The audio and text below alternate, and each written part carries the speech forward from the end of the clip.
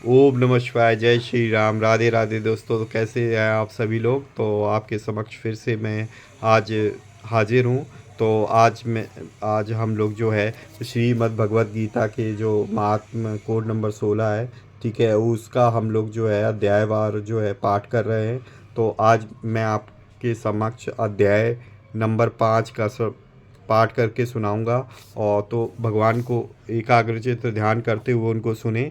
इस पाठ में कर्म संन्यास योग के बारे में बताया गया है। ठीक है, मतलब इसका जो नाम है वो कर्म संन्यास योग है, 5वां अध्याय। तो हम लोग हमेशा की तरह पहले इसका महात्म्य देखते हैं कि 5वें अध्याय के पढ़ने का महत्व क्या है।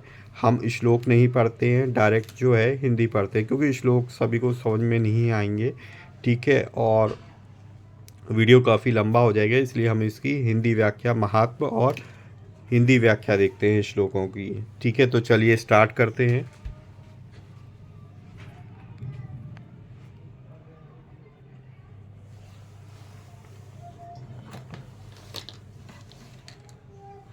तो जय श्री गणेशाय नमो नमः। ओम नमो भगवते वासुदेवाय। ओम नमो नारायणाय। ओम ओम विष्णुवे नमः।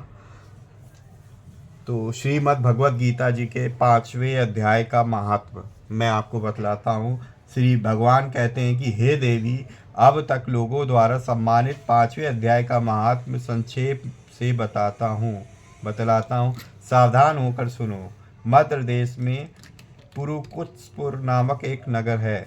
उसमें पिंगल नामक एक ब्राह्मण रहता था। वह पेट वेद पाठी ब्राह्मणों के विख्यात वंश में जो सर्वथा निष्कलंक था उत्पन्न हुआ था, किंतु अपने कुल के लिए उचित वेद शास्त्रों के स्वाध्याय को छोड़कर ढोल आदि बजाते हुए उसने नाच गान में मन लगाया। गीत नृत्य और बाजा बजाने की कला में परिश्रम करके पिंगल ने बड़ी प्रसिद्धि प्राप्त कर ली और उसी से उसका राजभवन में भी प्रवेश हो गया। अब वह राजा के साथ रहने लगा और पराई स्त्रियों को बुला बुलाकर उनका उपभोग करने लगा। स्त्रियों के सिवा और कहीं उसका मन नहीं लगता था। धीरे धीरे अभिमान बढ़ जाने से उच्छृंखल होकर एकांत में राजा से दूसरों के दोष बतलाने लगा। पिंगल की एक स्त्री थी जिसका नाम था अरुणा। वह नीच कुल में उत्पन्न हुई थी और कामी पुरुषों के साथ विहार करने की इच्छा से सदा उन्हीं की खोज में घूमा करती थी। उसने पति को अपने मार्ग का कंटक समझकर एक दिन आधी रात में घर के भीतर ही उसका सिर काटकर मार डाला और उसकी लाश को जमीन में गाड़ दिया। इस प्रकार प्राणों से वियुक्त होने पर वह यमलोक में पहुंचा और भीषण नरकों का उपभोग करके निर्जन वन में गिद्ध हुआ। अरुणा भी भगंदर रोग से अपने सुंदर शरीर को त्याग कर घोर नरक भोगने के पश्चात उसी वन में सुखी हुई। एक दिन वह दाना चुगने की इच्छा से इधर उधर फुदक रही थी। इतने में ही उस गिद्ध ने पूर्व जन्म के वैर का स्मरण करके उसे अपने तीखे नखों से फाड़ डाला। शुकी घायल होकर पानी से भरी हुई मनुष्य की खोपड़ी में गिरी। गिद्ध पुनः उसकी ओर झपटा। इतने में ही जाल फैलाने वाले बहेलियों ने उसे भी बाणों का निशाना बनाया। उसकी पूर्व जन्म की पुत्री शुकी उस खोपड़ी के जल में डूब कर प्राण त्याग चुकी थी। फिर वह क्रूर पक्षी भी उसी में गिरकर डूब गया। तब यमराज के दूत उन दोनों को यमराज के लोक में ले गए। वहां अपने पूर्वकृत पाप कर्म को याद करके दोनों ही भयभीत हो रहे थे। तदंतर यमराज ने जब उनके घृणित कर्मों पर दृष्टिपात किया, तब उन्हें मालूम हुआ कि मृत्यु के समय अकस्मात खोपड़ी के जल में स्नान करने से इन दोनों का पाप नष्ट हो चुका है।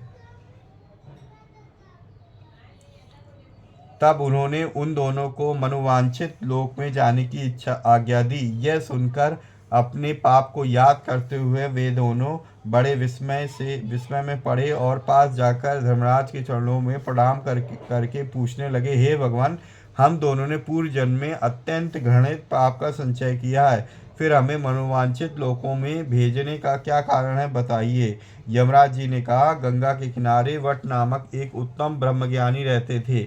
वे एकांत सेवी, ममता रहित, शांत, विरक्त और किसी से भी द्वेष न रखने वाले थे। प्रतिदिन गीता के 5वें अध्याय का जप करना उनका सदा का नियम था। 5वें अध्याय को श्रवण कर लेने पर महापापी पुरुष भी सनातन ब्रह्म का ज्ञान प्राप्त कर लेता। उसी पुण्य के प्रभाव से शुद्ध चित्त होकर उन्होंने अपने शरीर का परित्याग किया था। गीता के पाठ से उनका शरीर निर्मल हो गया था, जो आत्मज्ञान प्राप्त कर चुके थे। उन्हीं महात्मा की खोपड़ी का जल पाकर तुम दोनों पवित्र हो गए हो। अतः अब तुम दोनों मनोवांछित लोगों को जाओ, क्योंकि गीता के 5वें अध्याय के महत्व से तुम दोनों शुद्ध हो गए हो।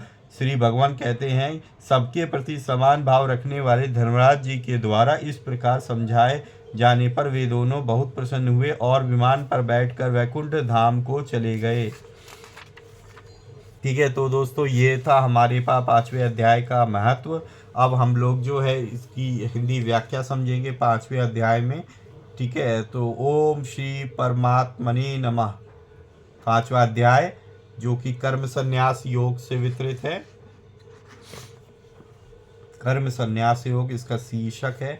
उसके उपरांत अर्जुन जी ने पूछा, हे कृष्ण, आप कर्मों के संन्यास की और फिर निष्काम कर्मयोग की प्रशंसा करते हैं, इसलिए इन दोनों में एक जो निश्चय किया हुआ कल्याणकारक होवे, उसको मेरे लिए कहिए।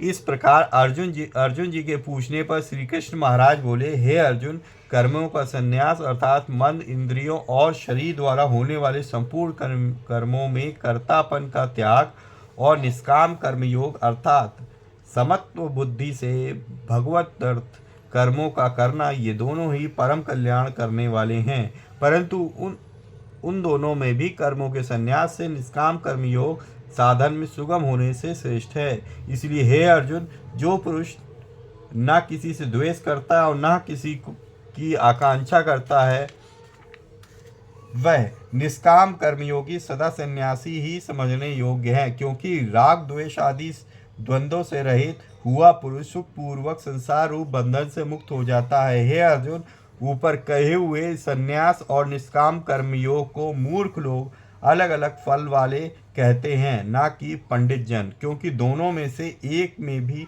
अच्छी प्रकार स्थित हुआ पुरुष दोनों के फलस्वरूप परमात्मा को प्राप्त होता है। ज्ञान योगियों द्वारा जो परमधाम प्राप्त किया जाता है, निष्काम कर्मयोगियों द्वारा भी वही प्राप्त किया जाता है। इसलिए जो पुरुष कर्मयोग और निष्काम कर्मयोग को फल रूप से देखता है, वही यथार्थ देखता है। परंतु हे अर्जुन, निष्काम कर्मयोग के बिना संन्यास अर्थात मन, इंद्रियों और शरीर द्वारा होने वाले संपूर्ण कर्मों में कर्तापन का त्याग प्राप्त होना कठिन है, और भगवत स्वरूप को मनन करने वाला निष्काम कर्मयोगी पर ब्रह्म परमात्मा को शीघ्र प्राप्त हो जाता है।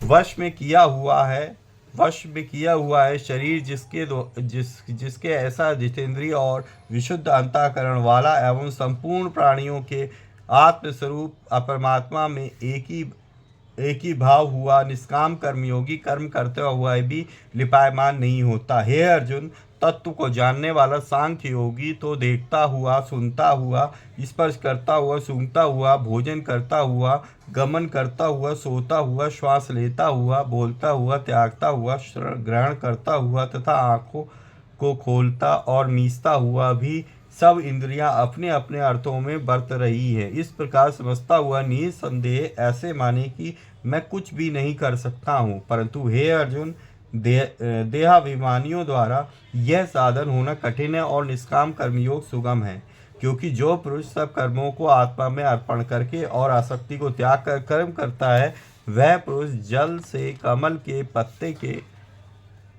सदृश पाप से लिपायमान नहीं होता। इसलिए निष्काम कर्मयोगी ममत्व बुद्धि रहित केवल इंद्रिय, मन, बुद्धि और शरीर द्वारा भी आसक्ति को त्याग कर अंतःकरण की शुद्धि के लिए कर्म करते हैं। इसी से निष्काम कर्मयोगी कर्मों को फल को परमेश्वर के अर्पण करके भगवत प्राप्ति रूप शांति को प्राप्त होता है, और सकामी पुरुष फल में आसक्त हुआ कामना के द्वारा बंधता है। इसलिए निष्काम कर्म योग उत्तम है। हे अर्जुन, वश में है अंतःकरण, जिसके ऐसा सांख्य योग का आचरण करने वाला पुरुष तो निसंदेह न करता हुआ और न करवाता हुआ 9 द्वारों वाले शरीर रूप घर में सब कर्मों को मन से त्याग कर, अर्थात इंद्रियों के अर्थों में बरतती हैं, ऐसे मानता हुआ आनंद पूर्वक सच्चिदानंद घन परमात्मा के स्वरूप में स्थिर रहता है। परमेश्वर भी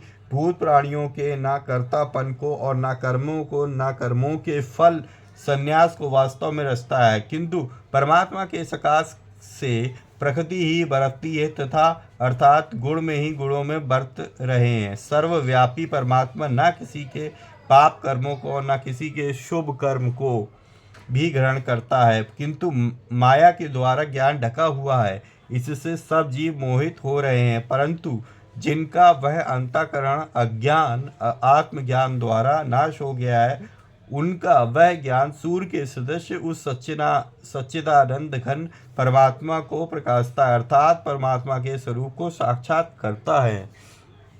हे अर्जुन, तद्रूप है बुद्धि जिनकी, अर्थात तद्रूप है मन जिनका, और उस सच्चिदानंद घन परमात्मा में ही निरंतर एक ही भाव से स्थिति जिनकी,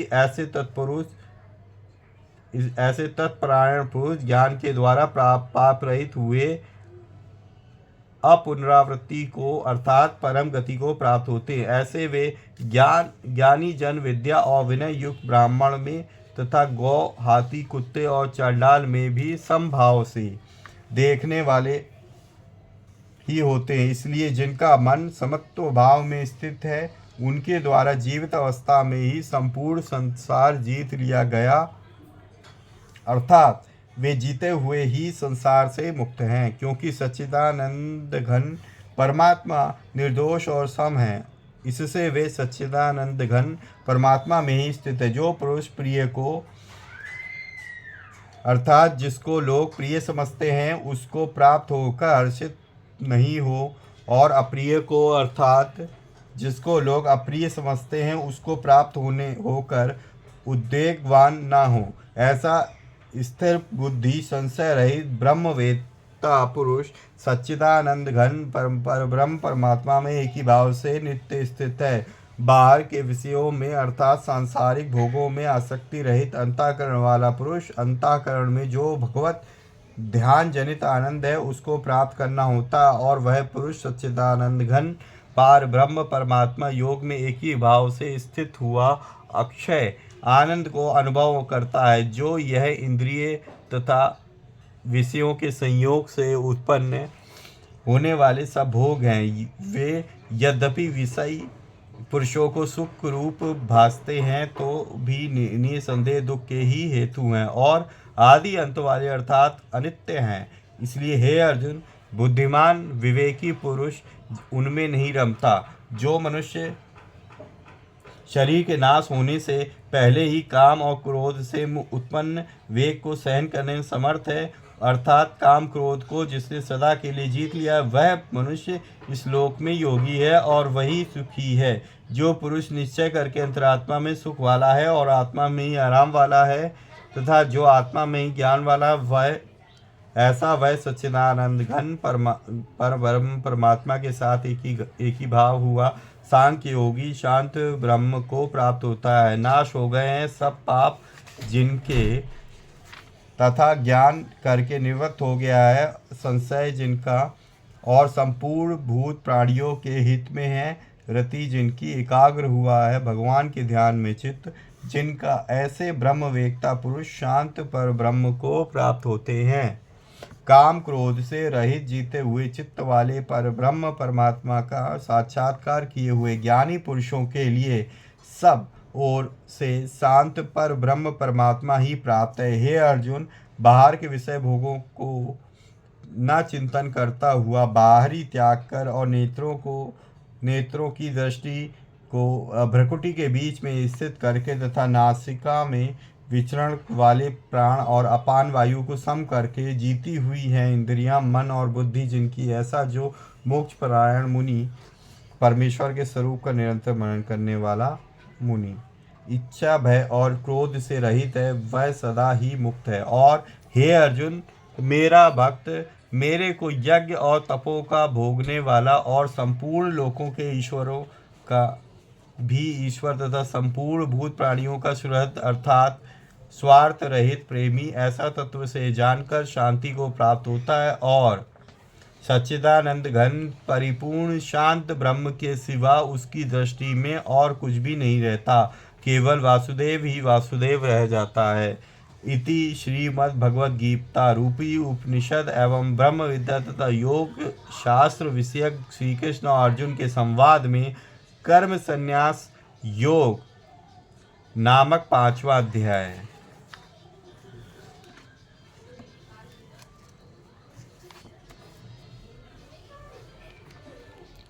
तो ये था दोस्तों हमारे पास अध्याय 5 कर्म संन्यास योग नामक शीर्षक था इसका। तो आशा करता हूँ आप लोगों को इस पाठ को सुनने में अच्छा लग रहा होगा।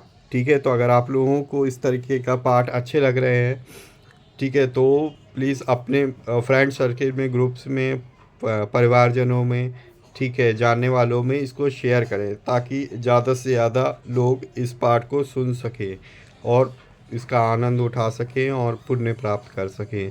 तो मिलेंगे नेक्स्ट वीडियो में नेक्स्ट अध्याय के साथ। तो तब तक के लिए जय श्री राम।